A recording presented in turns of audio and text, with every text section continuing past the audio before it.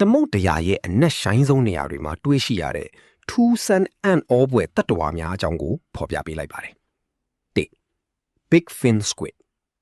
1988 ခုနှစ်မှာသိပ္ပံပညာရှင်တွေဟာတာမန် squid လက်များကန်နာနီ squid တွေနဲ့လုံးဝမတူပဲထူးခြားတဲ့မျိုးစိတ်တစ်ခုကိုရှာဖွေတွေ့ရှိခဲ့ပါတယ်။သူတို့ရဲ့ကိုယ်တွေကသေးငယ်ပေမဲ့သူတို့ရဲ့လက်တန့်ရှည်ကြီးတွေကတော့26ပေ10မီတာခန့်ထိရှည်လျားနိုင်ပါတယ်။ 2. Barrel-eye fish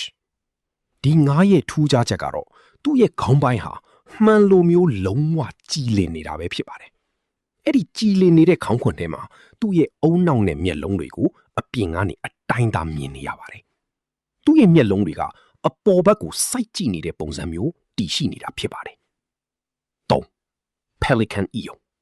ပထမကြည့်လိုက်ရင်ဒီငါးချင်ကတာမန်ပဲလို့ထင်ရပေမဲ့ပါးစပ်ကိုဟားလိုက်တဲ့အခါမှာတော့သူ့ရဲ့တကယ်ပုံစံကပေါ်ထွက်လာပါတယ်။သူ့ရဲ့ပါးစပ်ဟာသူ့ရဲ့ကိုယ်တွေထက်တောင်ပိုပြီးကြီးမားနေတာကြောင့်သူ့ထက်ကြီးတဲ့သားကောင်တွေကိုတောင်တလုတ်ထင်းနဲ့မျိုးချနိုင်စွမ်းရှိပါတယ်။ 4. Squid egg capsule ရေငုပ်သမားတွေဟာသမုဒ္ဒရာအောက်ခြေကိုလိလာရင်းနဲ့မှင်တက်သွားလောက်အောင်ထူးခြားတဲ့အရာတစ်ခုကိုမြင်တွေ့ရပါတယ်။အဲ့ဒါကတော့တာမန်ရေပူပေါင်းတစ်ခုမဟုတ်ဘဲကြည်လင်နေတဲ့အိတ်ကြီးတစ်ခုထဲမှာ squid လက်များဥပေါင်းထောင်နဲ့ချီပြီးစုပြုံပါရှိနေတဲ့ဥအိမ်အိတ်ကြီးပဲဖြစ်ပါတယ်ခင်ဗျာ။ဒီလိုဘုံတူတာတွေသိရအောင် like and follow လေးလုပ်ခဲ့ပါဦးနော်။